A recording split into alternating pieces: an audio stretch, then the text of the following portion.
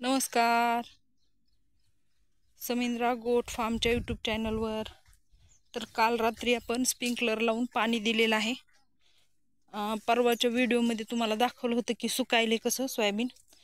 तर काल रात्री आपण मोटर चालविलेली आहे. ह्या स्प्रिंकलरनं पाणी दिलेलं आहे, तुम्हाला दाखवते. काय होईल, ही शेत थोडं हलकं आहे. 4 दिवस झाले तर पाऊस म्हणजे बंद होऊन 4 ते 5 दिवस. तर लगेच ही जी जमीन आहे ती धीर सोडायला सुरू करते. तर इथं जरा चांगलं नाही हे शेत आमचं एवढं. तर आपण काल रात्री मग स्प्रिंकलर लावलं होतं. तुम्हाला लाईन दिसतात का बघा, स्प्रिंकलरची ही लावलेली लाईन आहे बघा. तर आता काल लावल्यानंतर बघा कसं छान दिसायला लागले, मान टाकून दिल्यासारखं दिसत होतं. आणि काल आपण इथं स्प्रिंकलर लावलेलं आहे, तर त्यामुळं आता छान दिसायले सोयाबीन. तर सतत पाऊस होता, त्यावेळेस पाऊस पाऊस म्हणत होतो आपण, पण नंतर पाऊस बंद झाल्यानंतर ह्या जमिनीतलं सोयाबीन सुकायला लागलं आणि त्याच्यामुळं आपण स्प्रिंकलर चालू केलेलं आहे. आणि खाली आपले ती खाली जमीन, ह्याच्या खालचे 2-3 तुकडे आहेत, ती जमीन चांगली असल्यामुळं काही परिणाम नाही, चांगली आहे सोयाबीन. पण ही सुकायला लागली होती. तुम्हाला दाखवते ऐन वेळेला पाणी जर कमी पडलं तर काय होतंय ते. तर शेंगा, अशा शेंगा सुटलेल्या आहेत सोयाबीनला. आणि आता जर पाणी कमी पडलं तर आपल्या सोयाबीनची जी शेंगा आहेत त्या भरणार नाहीत आणि सोयाबीन आपलं वजनदार होणार नाही. त्याच्यामुळं आपण काल रात्री सोयाबीनला स्प्रिंकलर चालू केलं होतं. तर हे बघा, इथं पण आपण चवळी लावलेली आहे, पण ह्याच्यावर खूप मावा पडलेला आहे, त्याच्यामुळं आपण चवळीच्या शेंगा नेना गेलो.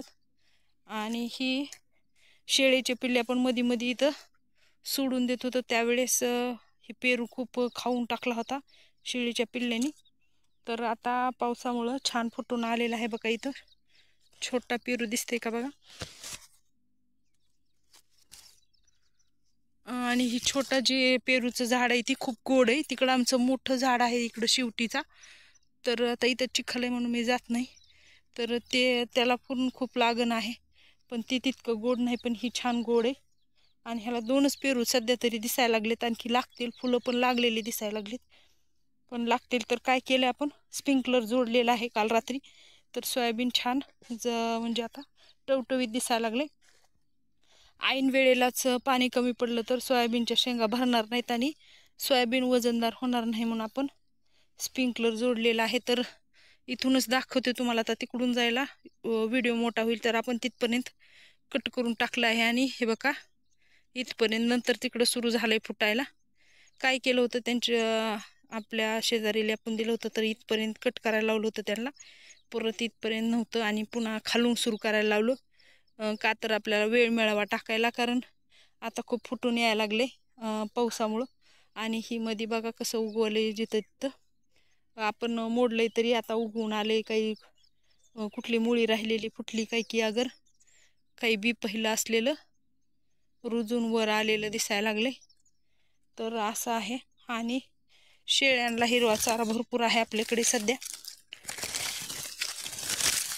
तर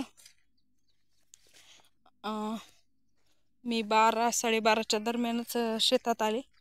आता वाजलेला आहे 1 आणि शेळ्यांना टाकले आणून. खाल्लंय शेळ्यांनी, खाऊन संपविले. आपण आता थोड्या वेळानं त्यांना मकाची कुट्टी, अगर मकाचे थोडे कट करून टाकणार आहोत. मका पेरलेली, आणि त्याच्यानंतर थोडासा कडबा, म्हणजे असं वेगवेगळं असलं तरच शेळ्या खात्यात. त्यांना एक चारा आवडत नाही, तर आपण तसं करणार आहोत. तर रामफळ आहे आणि छान आलेलं आहे, फुलं आहेत ह्याला बघा रामफळाला.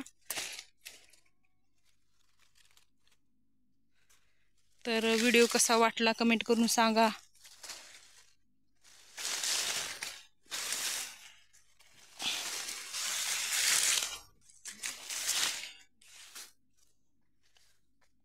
शेवटपर्यंत व्हिडिओ पाहिल्याबद्दल धन्यवाद.